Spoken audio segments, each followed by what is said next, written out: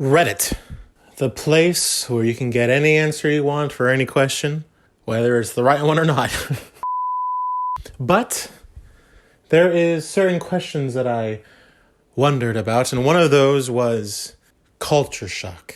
Now, I did not ask this question. I just searched some of the subreddits and I found some culture shock threads, and I wanted to read some of them because that's what we do here on Polyglot Apricot. It's all about them languages and cultures. So, without further ado, let's begin.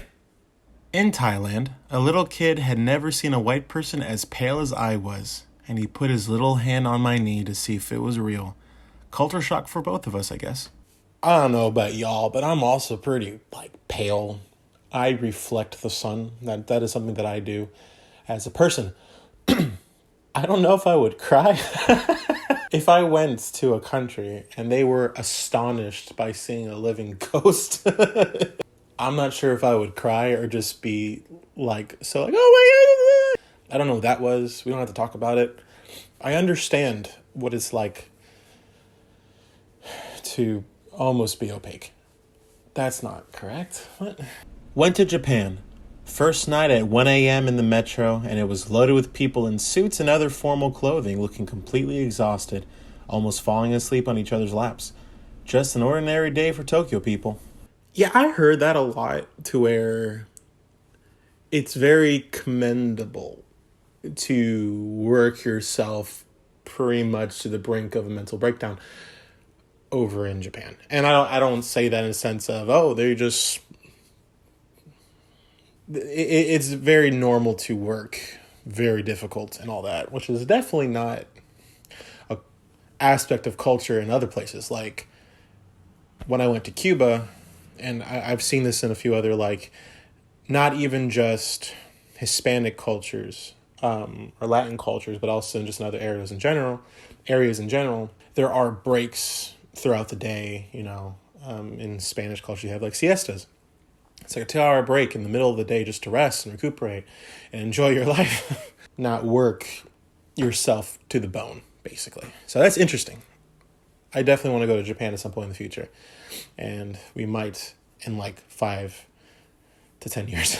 But something I'd be interested to kind of see the culture, how that works with just working in general. So, yeah. Lived in the UK for most of my life and then moved to Connecticut. The first time I walked my dog in my new neighborhood, someone engaged me in full-on conversation. Scary. That's so weird because I feel generally, if I'm walking randomly in the streets of the U.S., I would also be kind of unsure about conversation that might be going on. You never do know what's going on. But this poor UKiner, British person, this poor British person moved to Connecticut of all cities. What? Connecticut of all states. Just walking their dog, just having a good old time, just with their good old pupper and just, Come on, Fluffy, let's go. Well, hello there. Taco Tuesday is not a universal concept.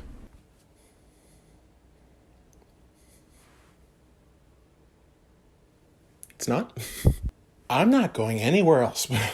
I don't know how to react to Taco Tuesday. What's the most American thing you can say? Where's Taco Tuesday? As you enter Mexico. Every day is Taco Tuesday. Everything is way too big in the US and way too small in Europe. So,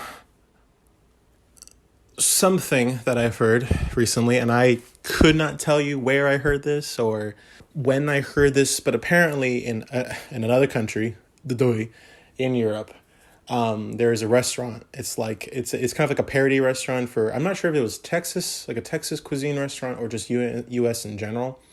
It was comically big portions in the restaurant, right? Like huge plates parodying U.S. because in the U.S. we do have huge portions, which a lot of other places don't. And the person went there, tried, was like, oh my God, these are so big portions. Man, that's not really like that in the US. And then they went back home and they realized just how accurate the parody restaurant was to their actual cuisine they had at home. America, we have a problem.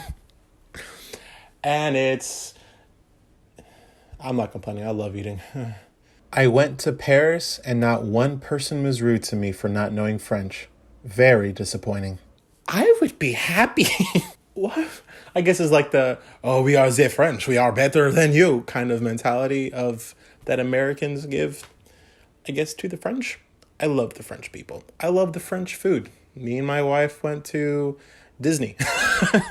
We went to Disney for our honeymoon, and we ate at Epcot like every night. And one of the countries, in Epcot. If you haven't been to Epcot, you haven't been to Disney, how it works is like they're kind of branched off into different countries. You have like UK, you have France, Germany, India, Japan, China, The first day we had dinner in France, and we love the food. It's great. To be disappointed for them not being disappointed in you. That's such a... Oh, I'm so sorry. My French is not good. Parlez-vous a Francie? American is okay. Don't worry about it, buddy. What accent was that? You mean to tell me you're not insulted by me not knowing French? But why would I be mad? I'm never coming back. Smarties or chocolate? I'm from the US, and the first time I was in the UK, on the very first day, I bought a pack of Smarties thinking it was pure sugar to perk me up from the jet lag. I drank the box to get a quick mouthful and was suddenly hit by the taste of chocolate and was shocked. A couple minutes later, I found out that I was allergic to the dye they use in the coating, which I would have known if I bothered to read the box. Anyway, Smarties or chocolate? Beware. There's a couple things wrong here. I can understand. So if you're a viewer of Polyglot Apricot, you would have known that we did a snack crate forever ago. And it was UK. And we had Smarties, and much to my dismay as well, it was chocolate. And I like Smarties. I like eating Smarties. And I didn't want chocolate Smarties. I wanted Smarties. But they weren't bad. They weren't good. But yeah, it just kind of sucked. Not that they were bad. Just because I was expecting US Smarties, which is pure sugar and pure addiction. Also, rest in peace for your food allergy. In the US, I've seen people who ate pizza dipped in ranch. Coming from one of the few Americans that don't eat pizza in ranch, I'm with you. But it's just so normal here. That was weird to read. It's funny to think of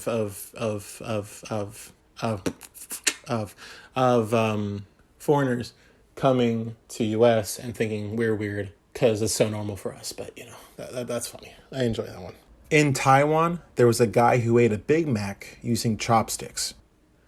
You're talented. That's talented. I can barely use chopsticks to eat ramen, let alone a Big Mac. How do you eat a Big Mac with chopsticks? What? Indonesia. People just sit next to you in the train/bus, ask personal questions immediately. Want to know why you don't have kids or a husband and why you're fat. Or that you should get a haircut because your hair is ugly. Oh. I'm so sorry for your loss.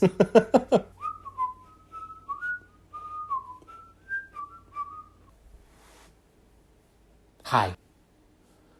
Why are you ugly and fat? Well, that's a note to end it on, isn't it? Hope you guys enjoyed it.